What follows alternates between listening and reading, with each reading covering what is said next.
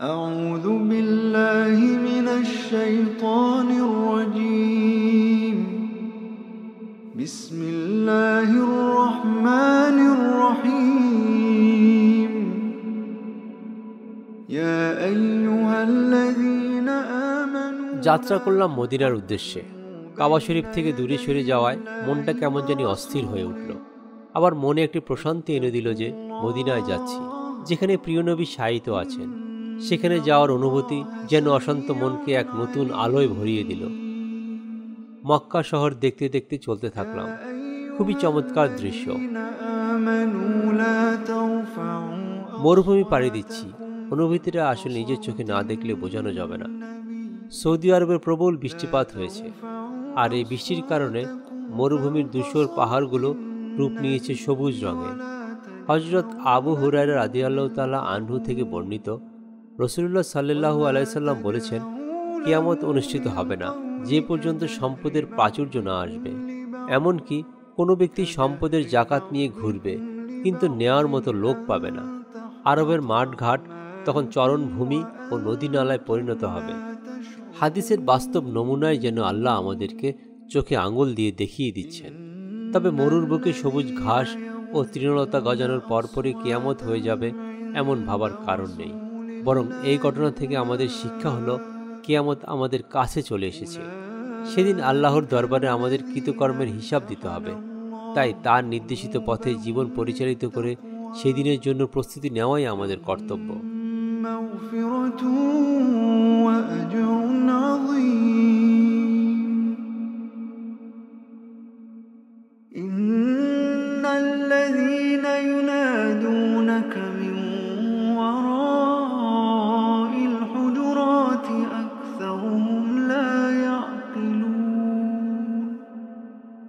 ولو أنهم صبروا حتى تخرج إليهم لكان خيرا لهم والله غفور رحيم يا أيها الذين آمنوا إن جاءكم فاسق بنبأ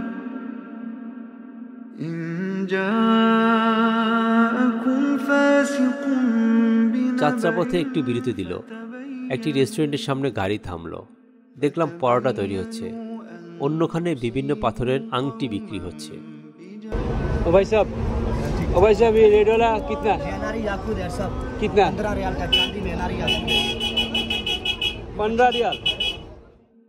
واعلموا أن فيكم رسول الله পাহাড় ও সবুজ মরুভূমি দেখতে দেখতে আবার চলতে থাকলাম। في كثير من الأمر لعنتم لو يطيعكم في كثير من الأمر لعنتم ولكن الله حبب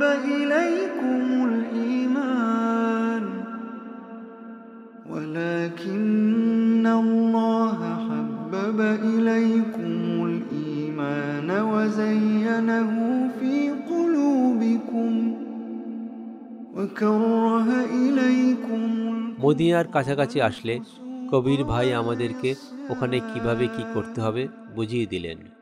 পরিবেশ দেখে বুঝে ফেললাম মদিনায় চলে এসেছি।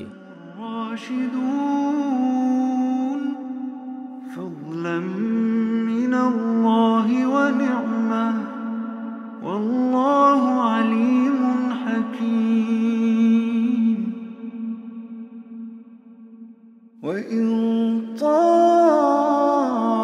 طائفتان من المؤمنين اقتتلوا فأصلحوا بينهما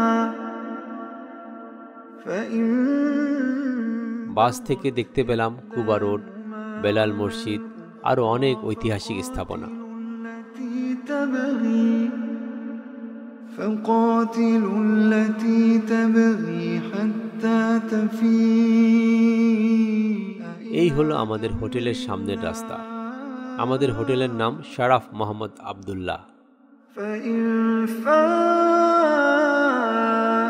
فأصلحوا بينهم কিছুক্ষণ বিশ্রাম নেওয়ার পর কবির ভাই আমাদেরকে নিয়ে চলল মসজিদে নববীর দিকে। যেতে যেতে তিনি আমাদেরকে কিভাবে মসজিদে নববী থেকে হোটেল এবং হোটেল থেকে মসজিদে নববীতে যাওয়া আসা করব সেটা দেখিয়ে দিলেন। পথে পড়ল মসজিদে ওমর। হাঁটতে থাকলাম মসজিদে নববীর দিকে। দেখলাম গামামা মসজিদ। বললেন এই মসজিদ নিয়ে। নবীজি সাল্লাল্লাহু আলাইহি সাল্লামের সময়ে মদিনাতে অনাবৃষ্টি খরা, অনেক দিন অনাবৃষ্টি আর খরা, মানুষ জনজীবন অতিষ্ঠ হয়ে যায়। তখন নবীজি সাল্লাল্লাহু আলাইহি সাল্লাম মদিনার সাহাবায়ে কেরামদেরকে নিয়ে এই জায়গায় নামাজ পড়েছিলেন। নামাজ আদায় করার সাথে সাথে দোয়া, আল্লাহর নবী যখন দুই হাত তুলে দিয়েছেন আকাশের দিকে, অজর ধারায় আল্লাহর রহমতের বৃষ্টি এখানে পতিত হয়েছিল। সুবহানাল্লাহ।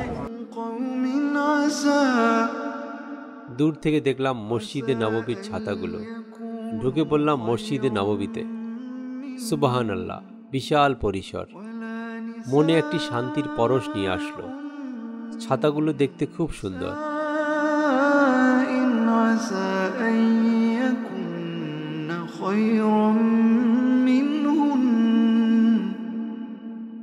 দূরে সবুজ গম্বুজ দেখা যাচ্ছে। ওখানেই আমাদের প্রিয় নবী শায়িত আছেন।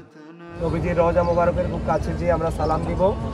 মহিলারা কোন দিকে নামাজ পড়বে, পুরুষরা কোন দিক দিয়ে ঢুকবে, সব ভালোভাবে বুঝিয়ে দিলেন কবির ভাই। সবসময় আপনারা 310 দিয়ে ঢুকে ওই পিছনে চলে যাবেন। মহিলাদের নামাজের জায়গা ওই সাইডে, পুরুষরা এদিক দিয়ে ঢুকবেন। মসজিদের ভিতরে ঢুকতে চাইলে 5 নাম্বার গেট দিয়ে ঢুকবেন। মসজিদের 5 নাম্বার গেট দিয়ে পুরুষেরা আসা যাওয়া।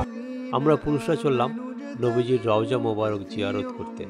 প্রথম 2টা ছিদ্র আছে, এখানে ছিদ্র দেখলেই 3য় নাম্বারে হলো নবীজি, 4র্থ হলো আবু বকর, 5ম হলো ওমর, তারপর আরো 2টা ফাঁকা ছিদ্র আছে। অর্থাৎ দুই পাশে 2টা 4টা ছিদ্র ফাঁকা, মাঝখানে 3টা হলো কবর। ক্লিয়ার? তারপর আমি আছি জি। আমরা মসজিদে যখন প্রবেশ করব তখন এভাবে প্রবেশ করব, বিসমিল্লাহে ওয়াসসালাতু ওয়াসসালামু আলা রাসূলিল্লাহ আল্লাহুম্মা আফতাহ লি আবওয়াবা রাহমাতিক। আমরা যে দরজা দিয়ে এখন প্রবেশ করব এটা হচ্ছে বাবুস সালাম, শান্তির দরজা। নবীজির রওজা, এই দরজা দিয়ে ঢুকবেন আর বের হবেন ওই পাশ দিয়ে। ওয়াত্তাকুল্লাহ ইন্নাল্লাহ তাওয়াবুর রহিম। বাবে সালাম দিয়ে আমরা ঢুকলাম। মনে একটি শিহরণ দিয়ে উঠল। প্রিয় নবীর রওজায় আসলাম। অবিশ্বাস্য এক অনুভূতি। চলতে থাকলাম সকলের সাথে। দেখিয়ে দিলেন নবীজির মিম্বার, যেখানে নবীজি খুতবা দিতেন। ভাইয়েরা, এইটা হলো নবীজির মিম্বার, এখানে নবীজি খুতবা দিতেন। নবীজির মেহরাব, এখানে নবীজি নামাজ পড়তেন। এই যে ভাই, এই যে এটা দেখতেছেন না, এটার সামনে হলো নবীজির মেহরাব, নবীজির মুসল্লা, এখানে নবীজি নামাজ পড়তেন। এই যে এটা বাইরে থেকে রিয়াজুল জান্নাতের অংশ দেখিয়ে দিলেন। দেখেন মা বাইরা বাইটি ও মিম্বারে, আমার ঘর এবং মিম্বারের মাঝখানের জায়গাটা হচ্ছে রওজাতুল রিয়াজুল জান্নাত। এটা হচ্ছে রিয়াজুল জান্নাত। এই যে আপনারা যে রিয়াজুল জান্নার কথা বলেন, এই যে নবীজি যেখানে খুতবা দিতেন, এখান থেকে নবীজির এই যে ঘরের ওয়াল, এটা হচ্ছে রিয়াজুল জান্নাত। সবাই লাইনে দাঁড়িয়ে গেলাম নবীজির রওজায় সালাম দেওয়ার জন্য।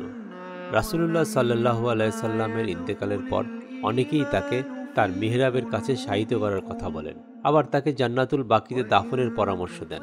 কিন্তু হযরত আবু বকর রাদিয়াল্লাহু তাআলা আনহু বলেন, তিনি রাসূলুল্লাহ সাল্লাল্লাহু আলাইহি সাল্লামকে বলতে শুনেছেন, একজন নবী যেখানেই ইন্তেকাল করেন সেখানেই তাকে দাফন করতে হয়।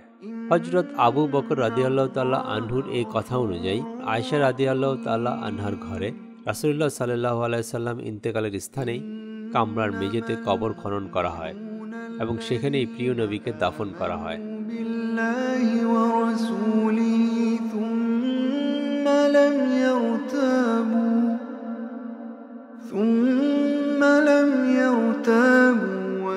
একজন নিরাপত্তা কর্মী আমাকে ও আমার পেছনে থাকা দুজনকে ভেতরে নিয়ে আসলেন। কি সৌভাগ্য আমার! নবীজি রওজার একেবারে কাছ থেকে সালাম দেওয়ার অনুমতি পেলাম। আলহামদুলিল্লাহ। সালাম দিলাম নবীজিকে। আসসালাতু ওয়াসসালামু আলাইকা ইয়া রাসূলুল্লাহ। সালাম দিলাম নবীজির পাশে থাকা হযরত আবু বকর রাদিয়াল্লাহু তাআলা আনহু ও ওমর রাদিয়াল্লাহু তাআলা আনহুকেও। 3টি ছিদ্রপথ রয়েছে, যা দিয়ে রাসূলুল্লাহ সাল্লাল্লাহু আলাইহি সাল্লামের রওজা ও তার দুই সঙ্গীর কবর সরাসরি দেখা যায়। প্রথম বড় ছিদ্রপথটি রাসূলুল্লাহ সাল্লাল্লাহু আলাইহি সাল্লামের রওজা, দ্বিতীয়টি প্রথম খলিফা হযরত আবু বকর রাদিয়াল্লাহু তাআলা আনহুর ও তৃতীয়টি দ্বিতীয় খলিফা হযরত উমর রাদিয়াল্লাহু তাআলা আনহুর কবর। পাশে আরেকটি কবরের জায়গা খালি। এখানে হযরত ঈসা আলাইহিস সালামের কবর হবে। রাসূলুল্লাহ সাল্লাল্লাহু আলাইহি সাল্লামের রওজা ও তার দুই সঙ্গীর কবর বাইরে থেকে দেখার কোনো সুযোগ নেই। বেষ্টনীগুলি এমনভাবে করা হয়েছে যাতে কেউ খেয়াল করলে ভেতরে দেখতে পারবে। এই অনুভূতি আমার সারা জীবন মনে থাকবে। মনে মনে আল্লাহকে শুকরিয়া জানালাম, নিজেকে সৌভাগ্যবান মনে করলাম। যেতে ইচ্ছে করছে না। নিরাপত্তা কর্মী এগিয়ে যেতে বললেন। হাঁটতে হাঁটতে বের হয়ে পড়লাম।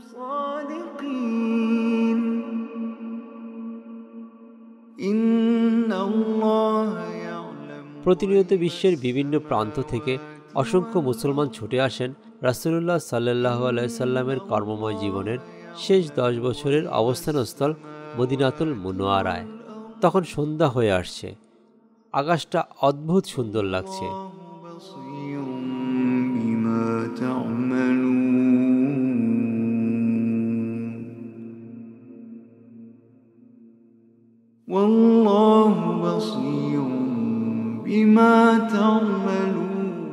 মাগরিব ও এশা পরে চললাম কুবা রাস্তা ধরে হোটেলের দিকে।